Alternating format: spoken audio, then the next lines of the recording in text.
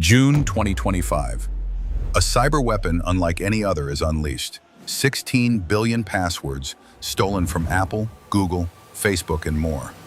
But this wasn't just a breach. This was a digital apocalypse stitched together quietly over decades. How did it happen?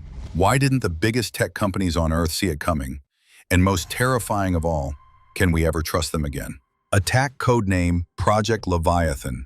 Type aggregated leak from infostealer malware, credential stuffing combos, legacy breach dumps. Scale over 16 billion credentials from 30-plus sources, some datasets containing 3.5 billion records alone. Victims: Apple, Google, Facebook, GitHub, Telegram, cryptocurrency platforms, government login portals. Main source: stealth malware like Stealer and Redline, silently harvesting saved passwords and session tokens. These weren't new breaches. These were decades of digital damage, repackaged and released as a cyber weapon. Step 1. Infostealer infection. Malware infects users through phishing, pirated software, or fake browser extensions. It silently logs keystrokes, extracts cookies, grabs autofill data, and sends everything to a command server. Step 2. Aggregation. Hackers merge logs from thousands of users with existing breach dumps. LinkedIn, 2012, Adobe, 2013, MyFitnessPal, etc. Results are stored in massive files, like rocku2024.txt, formatted for easy exploitation. Step 3. Automation and exploitation. Files are organized by website, username, password, IP. AI-assisted bots begin credential stuffing, testing billions of combinations across the internet in real time. Science behind it: GPU-powered hash cracking, AI automation to evade rate limits and anti-bot defenses, session hijacking using cookies to bypass 2FA. This wasn't brute force, it was precision-engineered chaos. No core infrastructure breach. Companies like Apple and Google weren't directly hacked.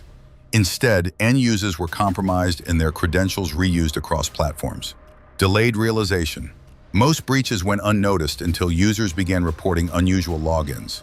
Session tokens allowed hackers to sneak in without triggering 2FA. Real-time dark web monitoring was insufficient across platforms. They weren't looking in the right place because the threat wasn't inside their walls. It was inside yours. No shared data center. Victims were not hacked through one infrastructure. Instead, credential reuse, lack of MFA, and third-party integrations created vulnerability overlap.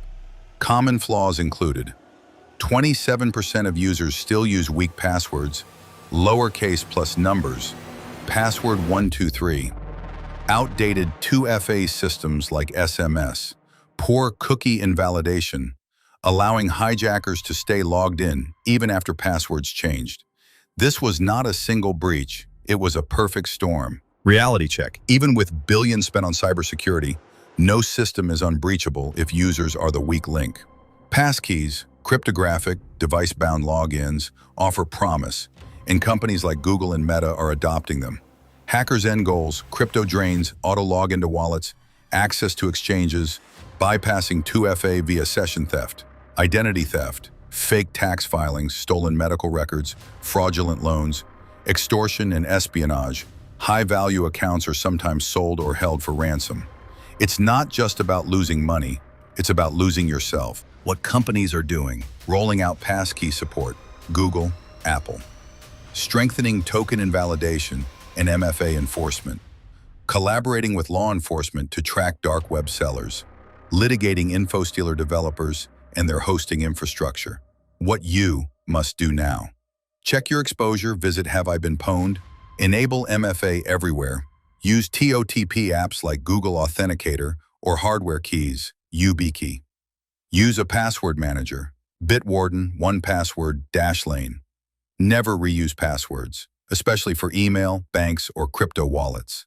Be skeptical of login alerts and password reset emails. Phishing campaigns are rising. This war isn't fought with guns, it's fought with login. The age of passwords is ending. But before it does, Millions more will fall victim. Don't let one of them be you. Hit like, subscribe, and ask yourself, do you still trust big tech with your life online?